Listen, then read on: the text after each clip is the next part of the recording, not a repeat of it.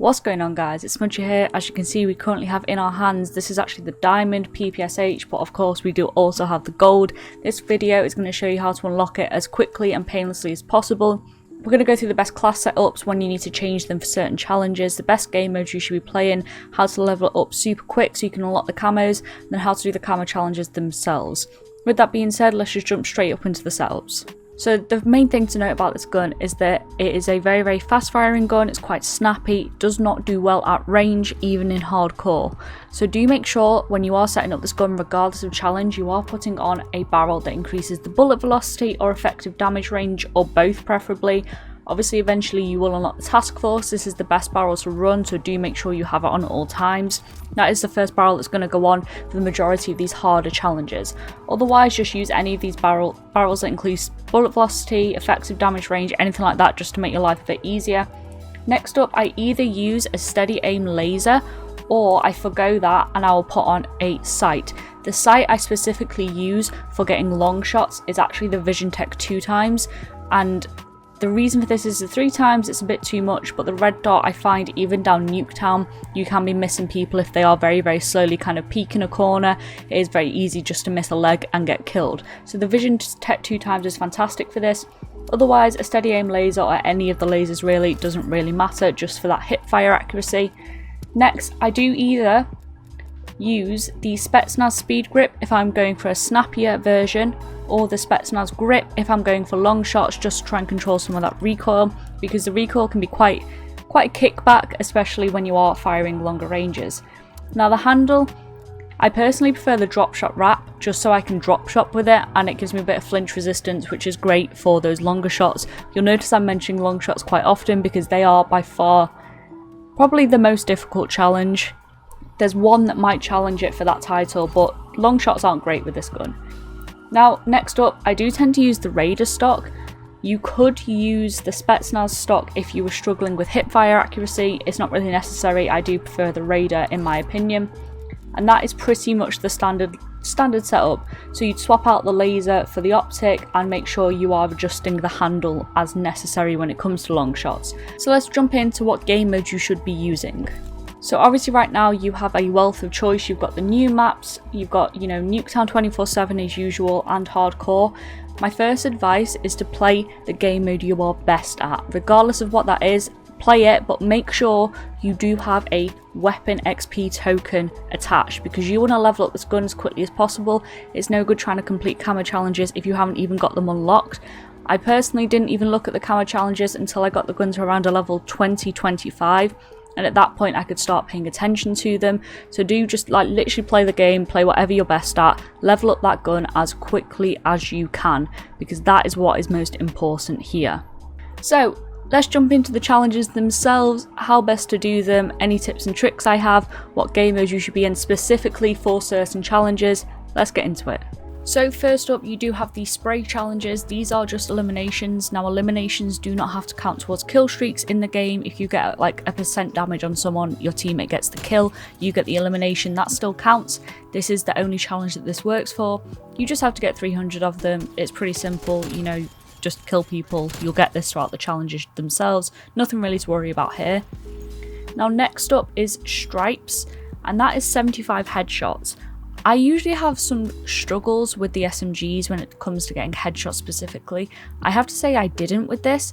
I don't know if that's because the recoil kind of kicks upwards, and so I was kind of hitting people in the head more. The only tips you can really give here is, sounds stupid, but just focus on aiming up. Most people tend to aim at the stomach and maybe the chest. Just focus on aiming up. Don't pass up an opportunity to get a headshot. An easy headshot on someone that's not paying attention would be my advice here, and you'll soon rack up 75 of them pretty easily, and they will of course just come naturally as you play. Then of course you have classic, which is get 5 kills without dying, and you have to do this 20 times. It's relatively easy. I personally jump into hardcore to do this, because you can wipe out an entire enemy team in spawn on Nuketown hardcore, and that's your 5 kills. It is relatively easy. If you are having trouble, just post up, hold some angles, people will run through them, especially in hardcore modes, no matter what game you play. Alternatively, if you want to play core, jump into domination or hardpoint, sit around the objective, and soon enough the kills will come to you. Now Longshots is where it gets tricky. Obviously you want to use the class I talked about earlier, but you also want to make sure you're jumping into Nuketown Hardcore because this is by far the easiest in my opinion. And you want to post up either at the back on the banisters of the greenhouse or kind of on that weird little like scummy door gap in the yellow house. Alternatively, you can lie kind of all the way back in yellow spawn and look down that left hand route. That's a bit trickier to do with this gun. But the main focus when you're trying to get these long shots is to tap the trigger. You don't want to be holding down the trigger spraying. You want to be tapping it, you know, tap, tap, tap. And this will keep the recoil down to a minimum. It's far easier to control your shots because even in hardcore, this will still take, you know, 3 or 4 shots to finish someone off unless you're hitting them in the head. So do just be mindful of that. Do make sure you are finishing your enemies off. This was the last challenge that I actually completed. It wasn't so much of a grind, it was just a bit annoying. Sometimes you think you were far enough away for a long shot and it didn't quite count. It is just one of those things, you've got to be pretty persistent with it. Nuketown Hardcore is the way to go for this, so do make sure you are in that playlist. Then of course we have the Flora challenges, which is killing 75 enemies detected, stunned or blinded by your score streaks, equipment or field upgrades in multiplayer. This was relatively easy. Make sure you have a field mic equipped, put that down at any opportunity.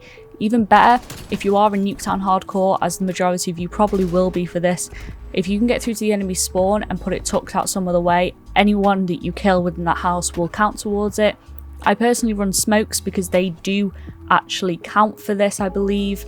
Alternatively, you can run UAVs and harps as well, which is, you know, pretty easy. UAVs reset easy enough that you should be able to get a couple of them in the air, and when they do, just go super aggressive to get them. These are the sort of kills that will just come along with time if you keep these kind of UAVs, field mics in your back pocket as you play. You won't really notice you are completing the challenges until the challenges are done. And then we have the science camos, which is kill 75 enemies at point blank range. I struggle with these with SMGs. Of course you get them naturally as you play. I tried both in core and hardcore modes, both Nuketown and not Nuketown. I personally found that hardcore Yamanatu, the new map, the snowy map, was really, really good for this. A lot of enemies kind of post up in one position and it's a super easy map to flank on. Other than that, you can go into Nuketown Hardcore and just rush the enemy spawn, because once you're in their house, people will just run into you and it's super easy to rack up 4 or 5, you know, point blank kills at a time. This is a sort of challenge where you do have to focus on it. At times I was really, really struggling, so I just posted up by a door like an inch away, waited for someone to run through, as you'll see in some of these clips. Bit of a scummy thing to do, but you know, it works. Why wouldn't I do it? It was a rough game, okay? Don't judge me. Just make sure that you are in hardcore for this. You can do it in core, it's just a little bit more difficult because you do have to be right on top of the enemy to do it. Then of course we do have psychedelic, which is kill 2 or more enemies rapidly 25 times. This is entirely dependent on the lobby you are in. If you have, you know, not the best players playing against you, it's usually pretty easy because they will clump together, they will run around corners at the same time. You can just pick them off. This gun is super good at closer ranges, so do make sure you're being really aggressive in whatever game mode you choose. It doesn't really matter. If you're finding core works better for you, then go for that. I did pretty much all of these challenges once I started focusing on the camos in hardcore Nuketown and on the new map, so do just bear that in mind. Hardcore seems to be the easiest way to level up most of these guns. I'm sure most of you know that by now.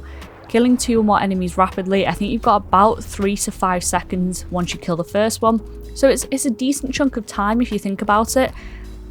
The best advice I can give you is if you are in Nuketown Hardcore and you can get through to the enemy spawn, the enemy house, just sit in there and they will run through in pairs all day long. I didn't really have any trouble with this. I think I finished this challenge before I finished point blank kills and long shots.